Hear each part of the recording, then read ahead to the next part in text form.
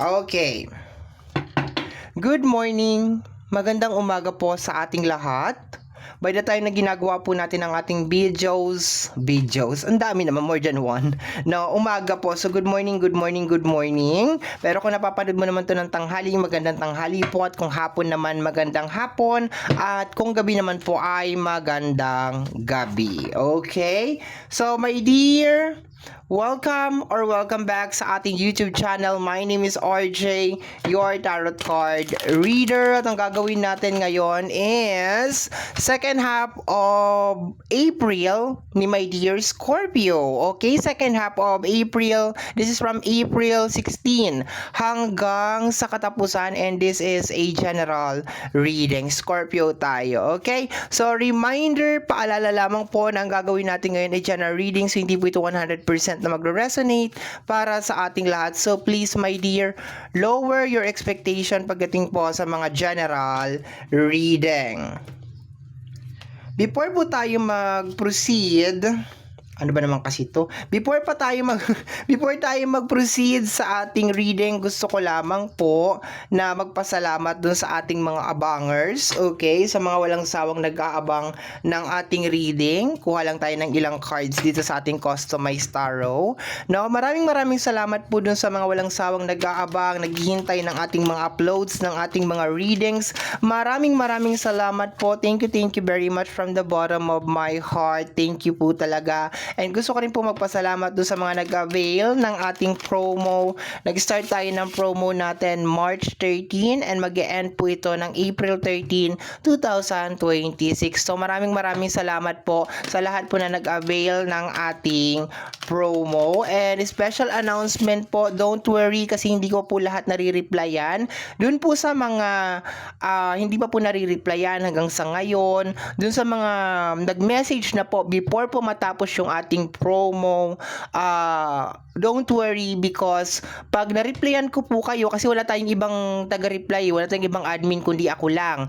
Pag na-replyan kita, don't worry, as long as nag-message ka before mag-end yung ating promo, which is sabi ko nga mag-end ng April 13, covered ka po ng ating 40% off. Okay, maski mismong April 13. Okay, nag-message ka ng April 13, pasok pa yan my dear dun sa ating 40% promo. Okay? So, para maliwanag lang kasi hindi ko pa nare-replyan talaga lahat. So, pasensya naman po. Okay? Kasi ang daming ganap lately. Okay, so let's go tayo my dear. So, kuha tayo ng isang card. Later ko nasisilipin yan na bonus card natin yan. Scorpio, bonus card natin to. Later na yan. Okay, so let's go na tayo my dear Scorpio. Once again, reading mo ito para sa yung second half of April. Second half of April, Scorpio. Tingnan natin. Okay, cut na natin into 3. Na pre-shuffle ko naman na ito kanina.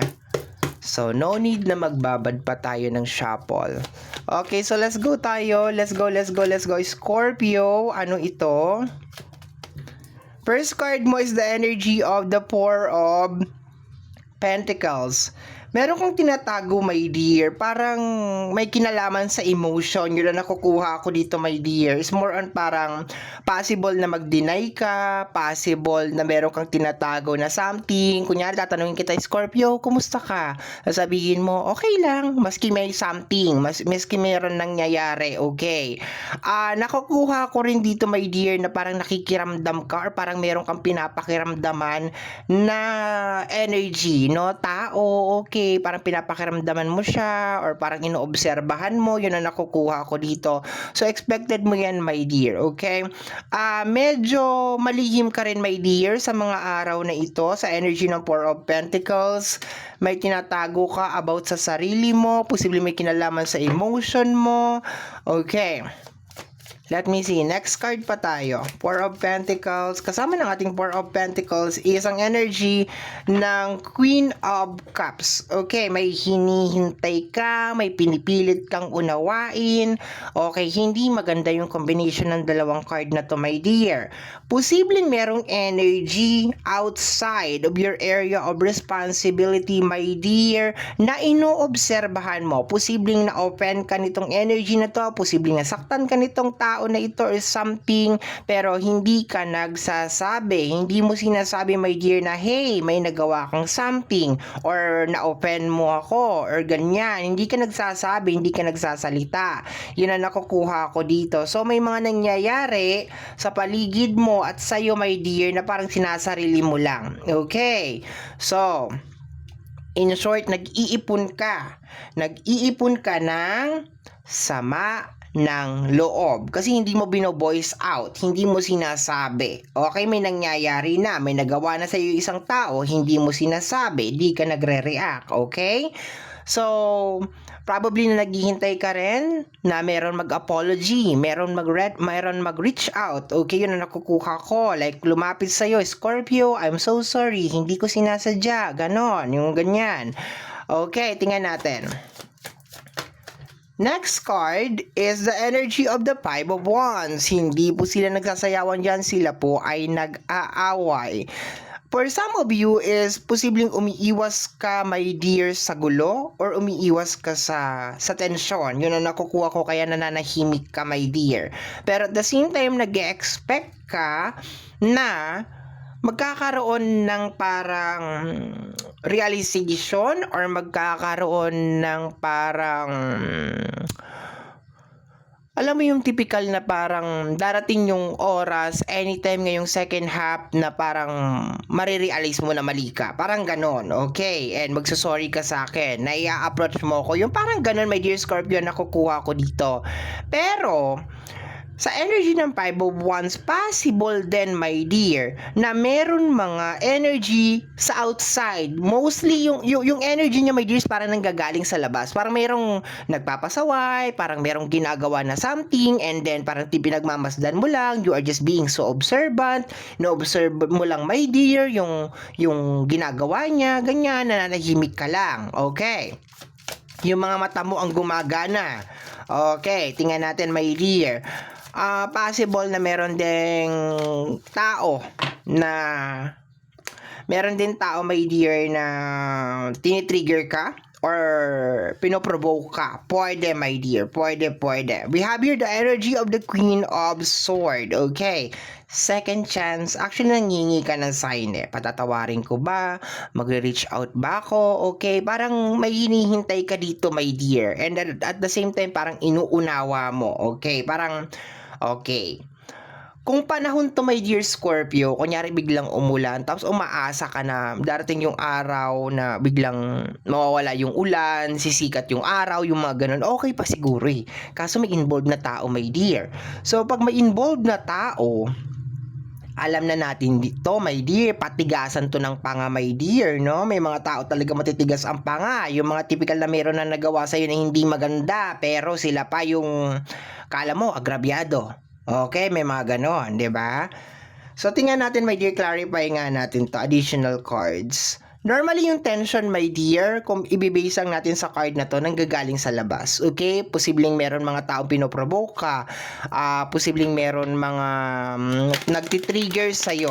Okay? May mga ginagawang something. Okay? Mabait ka pa nga eh. Kasi kung kagaya to ng iba, sinugod mo na to. 'Di ba? Pasaway ka, 'di ba?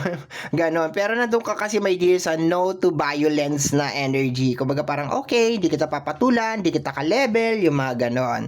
Okay, let me see, my dear.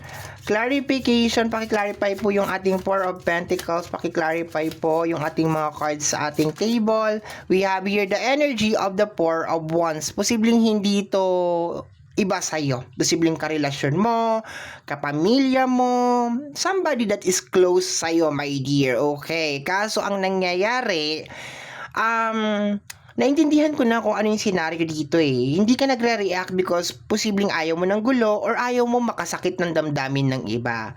Kaso ang ano dito is 'Di ba? Ikaw naman 'to napipinsala, ikaw naman 'to nadadamage, okay? Let me see. Additional cards, we have here the energy of the Queen of Hearts. Queen of Cups and the Queen of Hearts, ayan o, kino-confirm nito. Okay, ayan, para sa mga nagtatanong. Ano daw ang meaning ng Queen of Hearts? Ayan, Queen of Cups. Okay, iisa yan sila. They are one. They are together again. Ayan, so iisa lang yan, dalawang card na yan, my dear. Okay? So ano nakukuha ko na energy dito, my dear? Okay, iniintindi, inuunawa, nag-a-adjust, nagpaparaya. Yun ang nakukuha ko dito.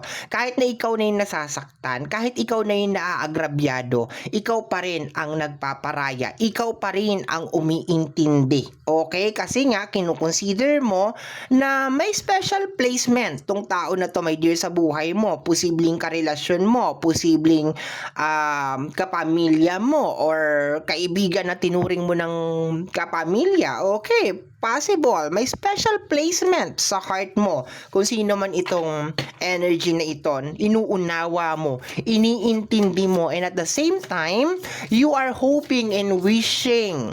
Hoping pa, wishing pa, 'di ba? Na darating yung time na mag-a-apology ito. Darating yung time na marirealize niya na mali yung ginagawa niya. The Jack of Hearts, okay? Immature, posibleng energy ng immature, okay? May mga zodiac sign over here. Nagkakaway-kaway ang energy ng fire sign, Aries, Leo, and Sagittarius. Nagkakaway-kaway din ang kapwa mo, water sign, Cancer, Scorpio, and then Pisces. Immature na energy. Okay? Somebody na immature. Okay? So, ayan. Possible din na mas older ka sa tao na to, okay? Mas matanda ka sa kanya. Posible din na anak mo ito. Pwede din naman, okay? Nag-a-adjust ka, nagpaparaya ka. Ikaw na ang umuunawa. Okay, let me see. Daming pasaway talaga lately coming from the area, outside the area of responsibility. Okay, kahit sa ibang mga ginawa kong readings, ang daming pasaway. Okay? Tingnan natin to. Last card na ito, my dear. And then after nito, silipin na natin yung ating bonus card. Okay, we have here the energy of the Three of Swords. Okay, you are hurt. You are hurt. Okay, may nangyayari sa'yo inside, pero mas pinipili mo na lang na baka ipagdasal, ipagpasa Diyos, okay? Pero may gigil na ako nakukuha dito, my dear Scorpio. Meron na talaga, may namamarinate na. Sabi ko nga, my dears, nag-iipon ka. Nag-iipon ka, hindi ng pera, kung hindi ng sama ng loob. Yun na nakukuha ko, my dear, ha? So be careful dito sa iniipon mo, my dear, ha? Remember, ang ating heart, meron yang heart attack. Mga ganyan. Or yung ating blood, meron yang high blood, okay? Kung ano din naman, my dear, kung mali naman na yung ginagawa, sabihin mo na. 'Di ba? Ngayon, nasa sa kanya na lang yung kung makikinig siya or hindi. Okay. Bonus card natin is they are all part of the show. Yes, talagang minsan talaga, meron mga tao na darating sa buhay natin na parte lamang ng isang show. Okay? Nung sinusulat ko tong card na to, ang nasa isip ko is more on parang ang buhay natin is parang pelikula. No, minsan may mga tao na parang darating lang sa buhay natin para guluhin ang buhay natin. Merong mga tao na parang akala mo ibang tao na pero kadugtong pa rin pala. 'Di ba? Yung para sa mga teleserye, yung para bang yung pala anak ni ganito, no, tapos naghihiganti lang yung mga ganyan. They are all part of the show. So, anong gusto kong sabihin dito or anong gusto kong ipaliwanag dito, my dear? Minsan meron mga tao, my dear, na darating sa buhay mo, and ito talaga yung pinaka-role nila. Mag-cause ng distraction, mag-cause ng galit, mag-cause ng heartbreak, okay? And sometimes kailangan natin silang i-let go. Kasi, yun lang naman ang role nila eh. Diba? Ibig sabihin, parang ginagampanan lang nila yung role nila. Kontrabida sila. So, bigay natin yung role nila, kontrabida. Ikaw yung bida, sila yung kontrabida. So, ibigay natin yung ganon. And, ang masakit kasi dito, my dear, minsan, itong mga tao na part of the show is hindi sila iba sa atin. Hindi sila malayo. Minsan, nasa pamilya natin. Minsan, karelasyon natin.